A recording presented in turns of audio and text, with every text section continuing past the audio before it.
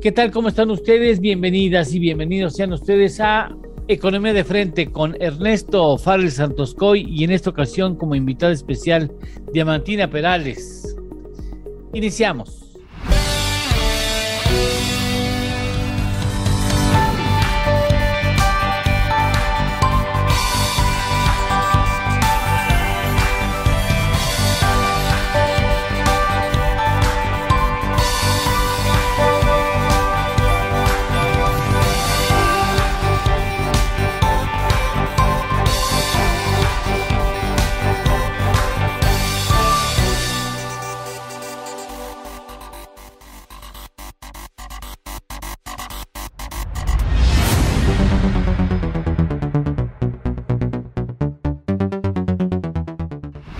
A ver, Ernesto Farrell Santoscoy, dime, ¿qué sería lo más destacado para ti en materia de economía y finanzas nacionales de la semana? De la semana. Uno, la aprobación de la ley de ingresos por parte del Congreso. Sí, sin coma y punto añadidos. Sin cambiarle comas ni puntos. Dos, la reducción de la Comisión de las Afores. La Comisión de las Afores. La publicación del IGAE de agosto. Que viene una contracción. La semana anterior se publicó el indicador oportuno de la actividad económica para septiembre por parte de INEGI.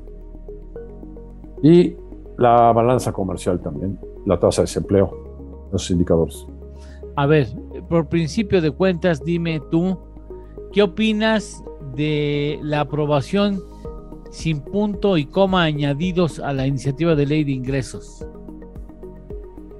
Bien, es un reto formidable el que tiene el secretario de Hacienda y la señora Buenrostro, porque el programa económico pretende gastar más en un 6% arriba de inflación. El presupuesto está mucho más alto que el de este ejercicio. Y entonces pues se tiene que recaudar, pero pues la recaudación está complicada porque la actividad económica pues no está en bonanza, no hay inversión y porque pues adicionalmente pues estamos teniendo pues problemas, digamos, todavía de varias señales encontradas hacia la inversión, ¿no? Por otra parte tienes cuellos de botella en la manufactura, tienes una tasa de interés que está subiendo más, ¿no? Y eso le pega tanto a las finanzas públicas porque hay que pagar más intereses, como al resto de las empresas y de los ciudadanos que tienen menos dinero para consumir. Entonces todo este entorno pues hace que sea más problemático el poder captar más impuestos. Adicionalmente, no habría que descartar en el entorno, no sé si estás de acuerdo, en una posible cuarta ola de contagios de COVID, porque lo estamos viendo en China, lo estamos viendo en Italia, en España, en el Reino Unido.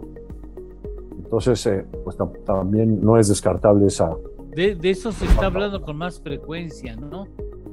Y en México creo que no lo hemos tomado con seriedad. Le llaman ahora Delta Plus, la variante. Ya cuando COVID, hablan de Plus, Delta Plus. Sabes que te va a salir más caro la hospitalización. Seguramente. Bueno. Bien. Pues te diría, eso es lo que se ve, ¿no? ¿Qué hay de novedad? Bueno, pues la obligación de todas las personas arriba de 18 años de sacar su RFC. Pero pues no va a haber multa, es la obligación sin sanción.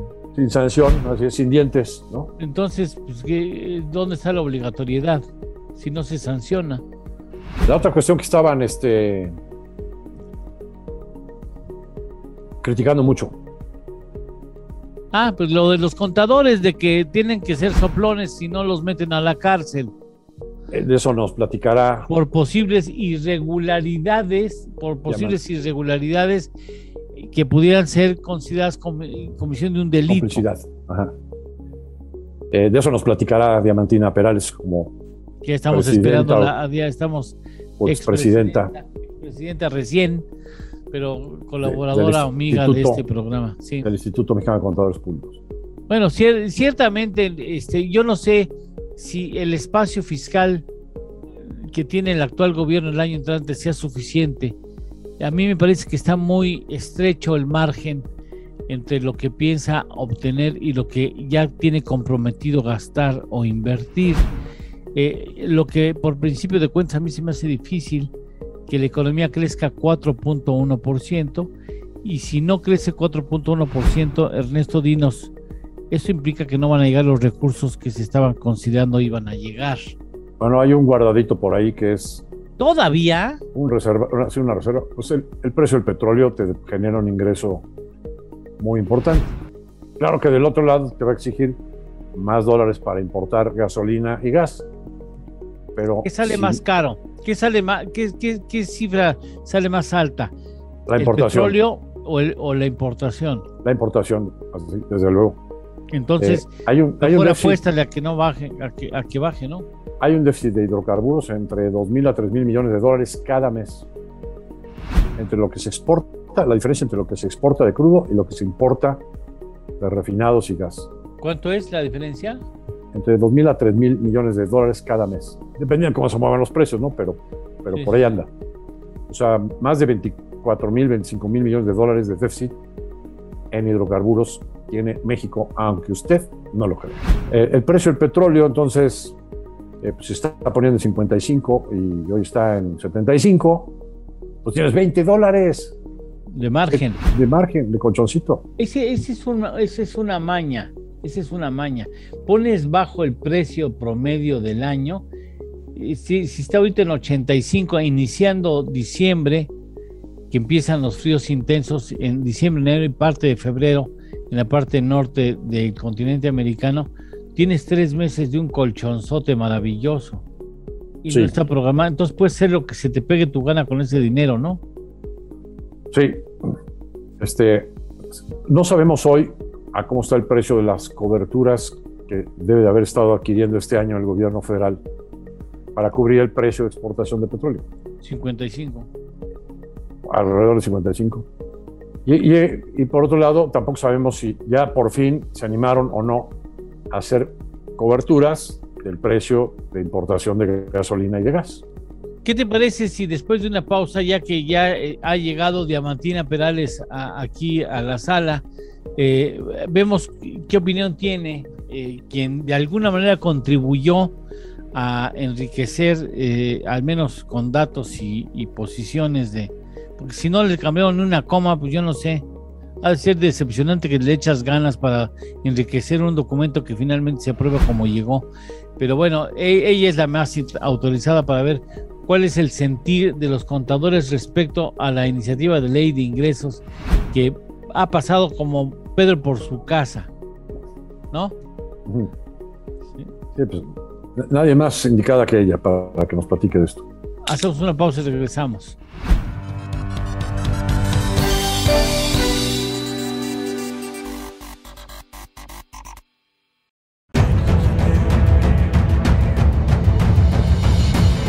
En 1986 nació Información Dinámica de Consulta con la misión de dar información a profesionales del ámbito jurídico. Evolucionamos contigo y en 2001 logramos informarte en tiempo real gracias al nacimiento de IDC Web. Dimos paso en el 2016 a Foro IDC, un evento de alto nivel para el impulso de la competitividad del empresario mexicano. En 2017, unificamos cada avance bajo el dominio www.idconline.mx. Hoy puedes encontrarnos en múltiples plataformas con información vanguardista y especializada para capacitar e informar a los elementos clave de las empresas.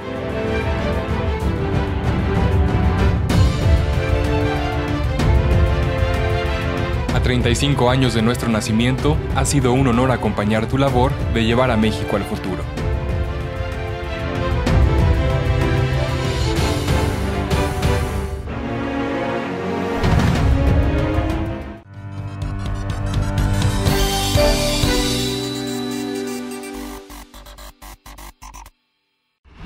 Diamantina, muchas gracias por estar con nosotros.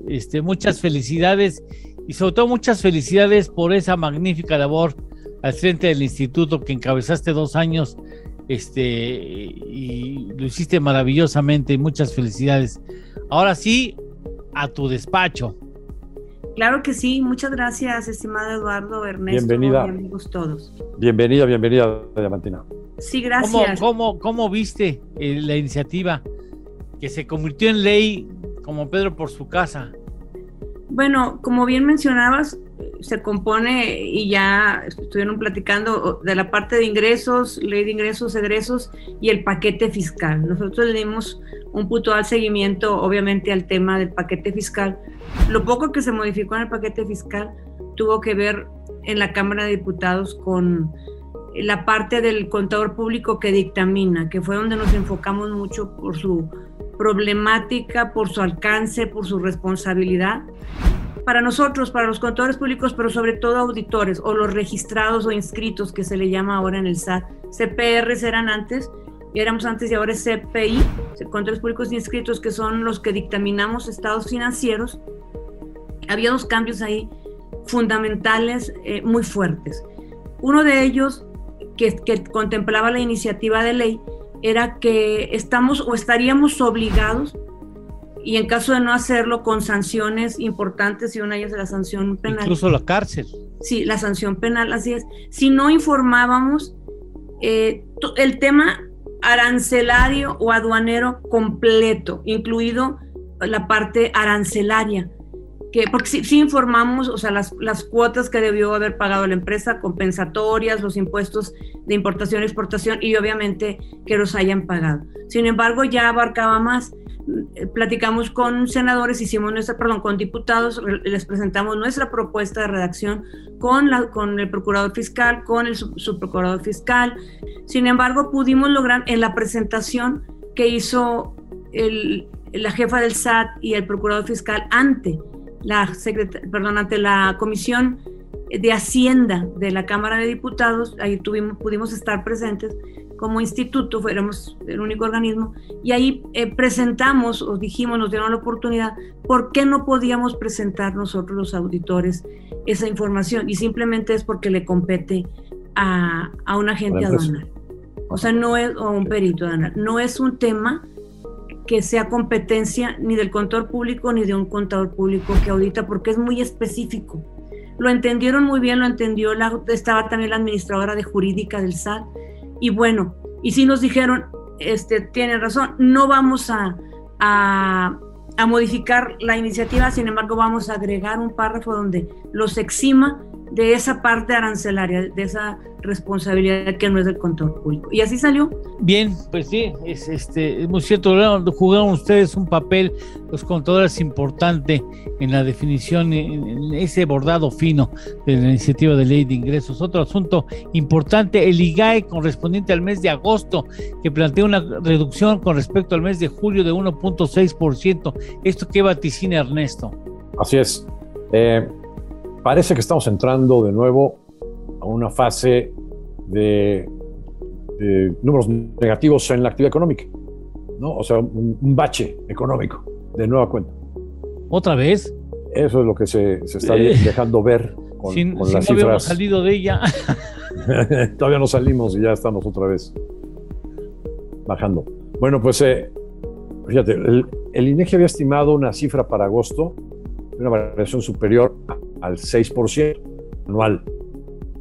Y resulta que eso te daba un ligero crecimiento mensual del 0.1. Pero resulta ya que con el dato oficial, en lugar de 6%, se está creciendo al 3.8%.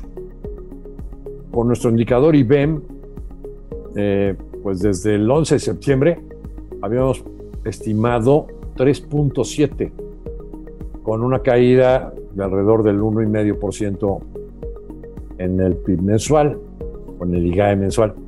Y es más o menos lo que está dando, ¿no? Ahora, para septiembre, ¿qué es lo que estamos viendo? Nuestro indicador IBEM nos dice 3.2% de crecimiento posible para septiembre, a tasa anual, lo que implicaría una contracción del 2% en relación a agosto, la tasa mensual, ¿no? Entonces estaríamos ya viendo 2 meses consecutivos de caídas en la actividad económica. Ya marca una tendencia, ¿no? Sí. Pero fíjate que no todo está tan negativo. Por ejemplo, las cifras de septiembre de ANTAD traen un crecimiento arriba de inflación de 3%. Cosa que en agosto todavía se vio muy baja la actividad comercial. Bueno, pues en septiembre se está viendo mejoría. Los indicadores del Instituto Mexicano de Contadores Públicos y Bursamétrica de confianza económica se dispararon, sobre todo en la percepción sobre la situación a futuro. Y luego es probable que veas una mejoría en la inversión, en el gasto de inversión. Porque sí estamos viendo muchos empresarios que están, tanto nacionales como extranjeros, chinos y americanos, que están invirtiendo en México, pero orientando sus proyectos al 100% al mercado norteamericano, ¿no? Entonces hay una mezcla, ¿no? Ahora, ¿por qué es la caída esta? Bueno, mira, por ejemplo, en las cifras de agosto, el campo no está cayendo tanto, está todavía creciendo al 3%. La manufactura es donde está principalmente el problema, y así también se ve en las cifras de balanza comercial, sobre todo en la cuestión automotriz. Y es porque estamos en la presencia de un fenómeno global de que están faltando suministros y materias primas por todos lados, de todo. Y eso a su vez nos lleva a una inflación alta, ¿no? Que en Estados Unidos, ya hemos comentado, la inflación al productor está arriba del 8%. En México, los últimos datos de inflación nos dicen que la inflación no subyacente, es decir, los elementos volátiles, están arriba del 9% anual. El mismo precio del petróleo, ¿no? Está en las nubes. Mientras que la inflación subyacente, la que le quitas los precios de gasolina, de gas y de los perecederos, pues esa anda en 5.12, muy arriba del máximo tolerable por Banco de México, que es el 4, ¿no? Pues hay presiones inflacionarias fuertes por esta escasez de suministros a nivel global. Bien, pues vamos a una pausa, tenemos que ir a una pausa, si nos lo permites, Diamantina, Ernesto, y podríamos tratar el asunto de las comisiones que ya se han topado, digámoslo así, para la CONSAR, para las administradoras de fondos del retiro, pero eso ya lo vemos con mucho gusto después de una pausa.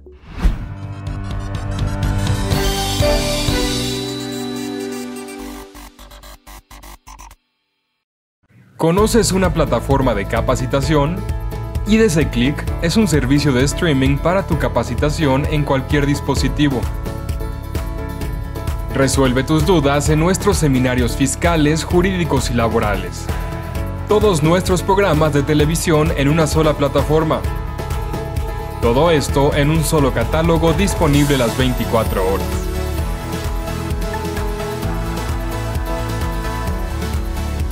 Únete a la familia IDC con la mejor plataforma para una capacitación completa. IDC Click, tu mejor opción.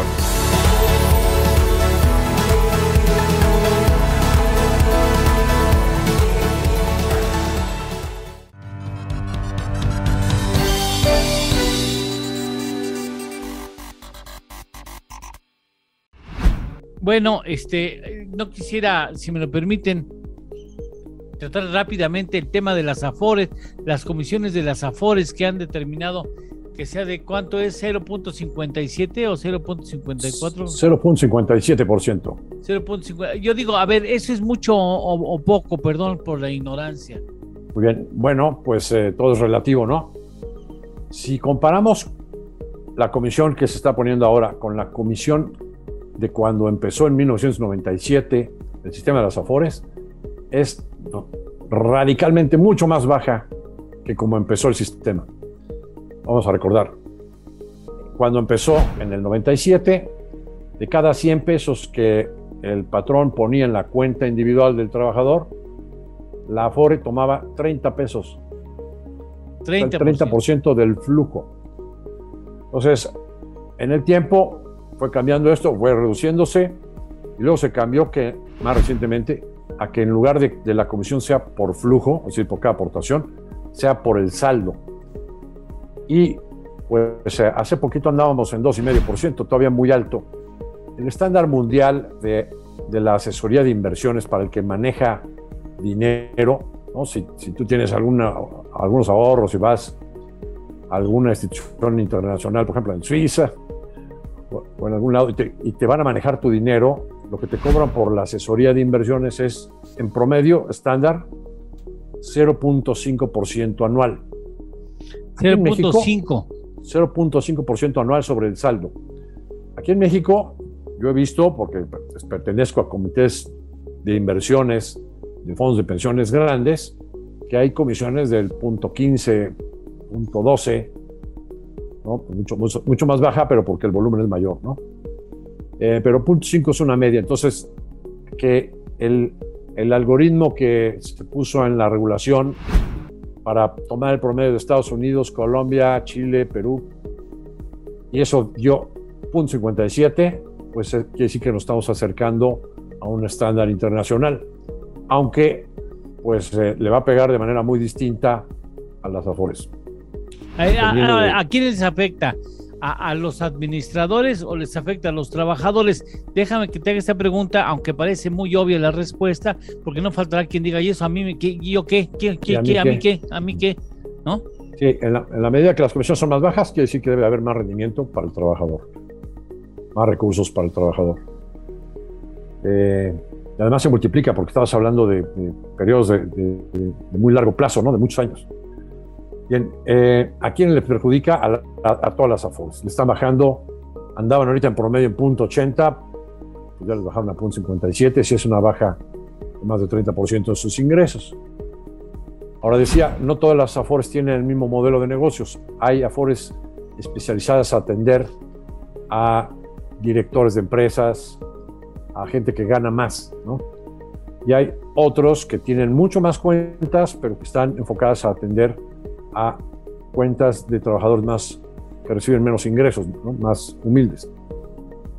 Dentro de estas destacaría dos, ¿no? La Afore Coppel y la Afore Azteca.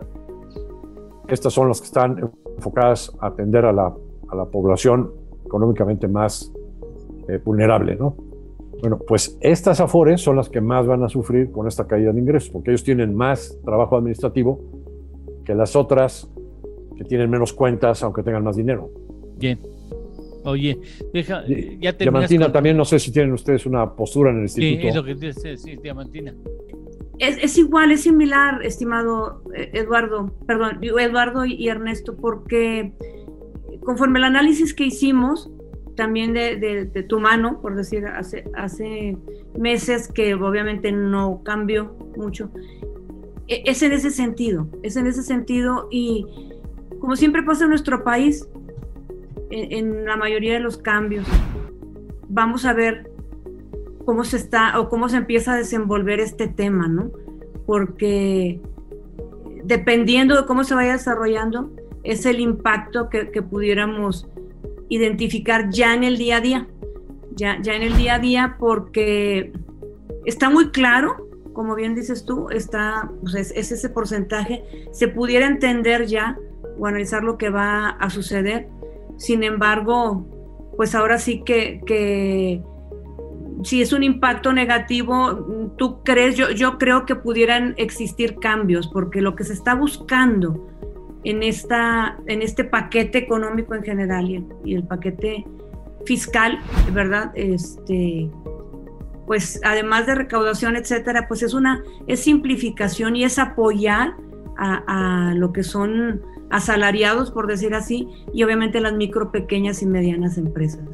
Entonces, si no se da como se tiene contemplado, porque no se quiso mover, etcétera, como otros temas, que yo creo que lo más relevante de este paquete económico es que, y fiscal también, es que hubo muy poco cambio, y que, aunque esto ya se venía platicando desde antes, Ernesto, yo creo que estás convencido por cómo se comporta nuestro país, que este es uno de los temas que hay que darle ese puntual seguimiento, y que si hay un deterioro pudiera existir alguna modificación. ¿Tú cómo ves esto? Nosotros creemos que sí, o yo creo que sí, mejor. O sea, quizás algunas Afores se amparen, ¿no?